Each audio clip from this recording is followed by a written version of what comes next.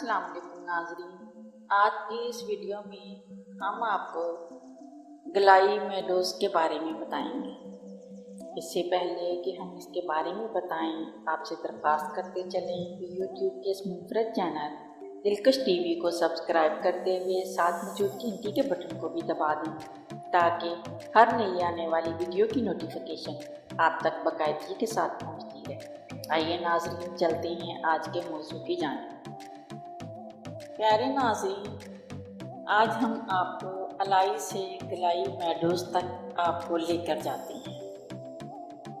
ये एक बहुत खूबसूरत जन्नत का एक छोटा सा टुकड़ा है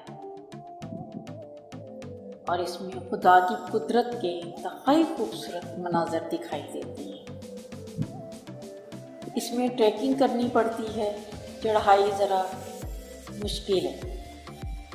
20 टेम्परेचर में भी इंसान पसीने पसीने हो जाता है। थाई कोट से बटग्राम से यहाँ तक आना होगा, फिर अलाई से गलाई मेडोज़ तक।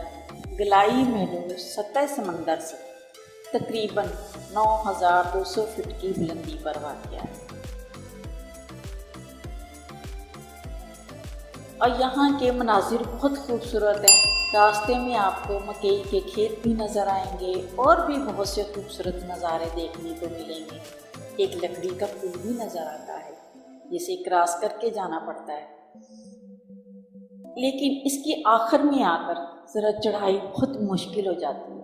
मगर मंजिल पर पहुंचकर जब खूबसूरत नज़ारे देखने को मिलते हैं तो सारी थकन उतर जाती है। आप बाइक पर भी सफ़र कर सकते हैं। रास्ते में मस्जिद भी नज़र आती है। रास्ते ख़राब हैं, इसलिए बाइक को रास्ते में ही छोड़कर आना पड़ता है। इस जन्नत नज़ीर जगह आने के लिए आपको 4x4 गाड़ी का होना ज़रूरी है। अगर बाइक पर आना लाजमी हो तो 150 सीसी बाइक पर आएं। मगर गलाई मेडोज़ के लिए आपको आसानी से अलाई से किराए पर जीप भी मिल जाएगी, जो तकरीबन 2.5 घंटे में आपको गलाई से मेडोज़ लेकर जाएगी। इसके अलावा अलाई के साथ तकरीबन 2 किलोमीटर के फासले पर एक बहुत ही खूबसूरत डैम भी देखने को मिलता है। इसके अलावा अलाई के इर्द गिर्द बहुत सी जगह देखने के लायक हैं, जिसके लिए आप वहाँ के मकामी बाशिंदों की रहनुमाई भी ले सकते हैं। उसके अलावा वादिय झील, वादिय चौक, जो कि ट्रैक्टर्स के लिए जन्नत है, वो भी अलाई से ही वाक़या है। रहाइश के लिए बहुत से सस्ते दामों होटल्स भी आपको अलाई में मिल जाएंगे। आप रश से भरे मकामात पर जाने की बजाय वहाँ अलाई का प्रोग्राम बनाएं। वादी अलाई के गलाई मेडोज़ के हुस्न से लुत्फ़अंदोज़ हों और जहाँ कुदरत के मनाज़र से भरपूर और खूबसूरत दिल के लोग आपकी आमद के मुंतज़िर हैं। यहाँ पर खाने पीने के लिए होटल भी मौजूद हैं। इसके अलावा टूरिज़्म डिपार्टमेंट ने रिहाइश के लिए छोटे छोटे कैंप्स भी तामीर किए हैं, जिसमें रिहाइश के लिए काफ़ी सहूलियात मुयस्सर हैं। इस सफ़र को एंजॉय करने के लिए हमारे साथ साथ रहें। 2 से 2.5 घंटे का सफ़र है। गलाई मेडोज़ के लिए रास्ते में कुछ जगह ऐसे भी आएंगी जहाँ पैदल सफ़र करना पड़ता है। वहाँ के मकामी लोगों का कहना है कि जिस दिन ज़्यादा गर्मी हो उस दिन बारिश का इम्कान भी ज़्यादा होता है। वैसे यहाँ पर अक्सर बारिश होती भी रहती है। रास्ते में एक तरफ पहाड़ और एक तरफ खाई, बीच में दुश्वार गुजार सड़क,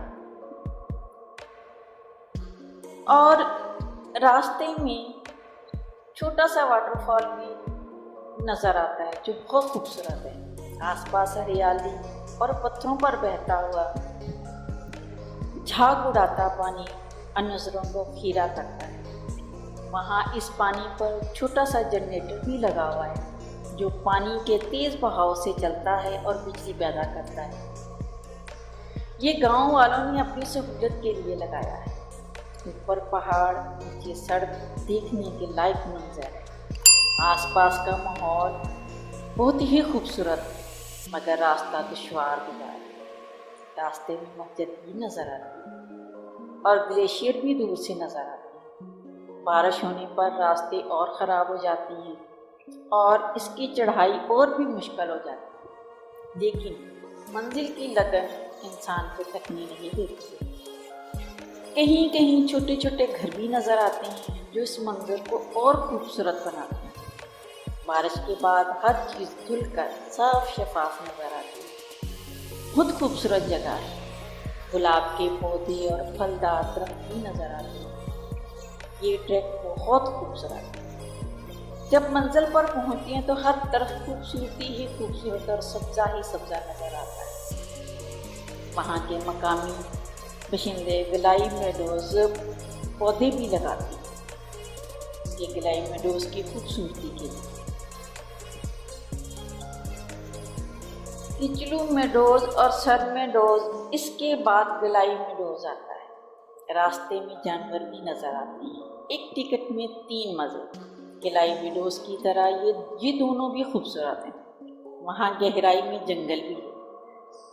چڑھائی کے بعد تھوڑی سی اترائی بھی آتی ہے۔ جیسے وہاں پہنچتے ہی قدرتی خوبصورتی کو دیکھ کر منہ سے یہ ساختہ ماشاءاللہ نکلتا ہے۔ جتنا مشکل ٹریک ہے اتنی ہی وہاں خوبصورتی ہے۔ اگر آپ گلائی میڈوز آنا چاہتے ہیں تو اس کی کچھ باتوں کا خیال رکھنا پڑے گا۔ نمبر 1، مکمل تیاری کے ساتھ آئیں۔ اپنے ٹریک شوز اور برساتی ساتھ ضرور لے کر آئیں۔ یہاں ہوٹل وغیرہ موجود ہیں، کھانے پینے کی کوئی مشکل پیش نہیں آتی۔ جب یہاں پہنچ جائیں تو وہاں خوبصورتی دیکھ کر ہوش سے جائیں گے۔ یہاں ایک طرف برفیلے پہاڑ ہیں تو ایک طرف خوبصورت میدان ہے۔ جو بھی یہاں آئے گا اس کو مایوسی نہیں ہوگی، وہ بار بار آنا چاہے گا۔ یہاں آنے کا سیزن جون، جولائی، اگست اور ستمبر تک کا ہوتا ہے۔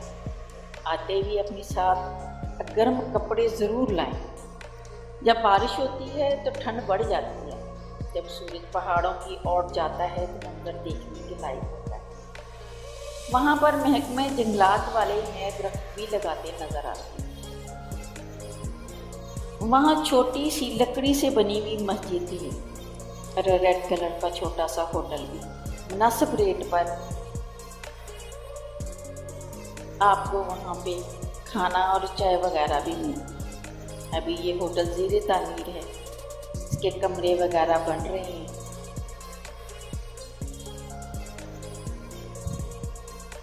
وہاں ایک پودا ایسا بھی ہے جسے چھونے سے جلن کا احساس ہوتا ہے، اس سے بچ کر چلنا پڑتا ہے۔ وہاں برفیلے پہاڑ، سرسبز میدان اور اس کے ساتھ بہتا ہوا چشمہ، بہت خوبصورت منظر۔ پیارے ناظرین، امید ہے آپ کو یہ ویڈیو بھی بہت پسند آئے گی۔ پسند آنے کی صورت میں اسے لائک کیجیے، فیس بک، واٹس ایپ اور اپنے دیگر سیاحت کے شوقین دوستوں کے ساتھ شیئر کرتے ہوئے ہماری حوصلہ افزائی بھی کیجیے اور کمنٹ باکس میں اپنی قیمتی تجاویز سے ضرور آگاہ رکھیے گا۔ آج کی ویڈیو میں بس اتنا ہی۔ اللہ نگہبان۔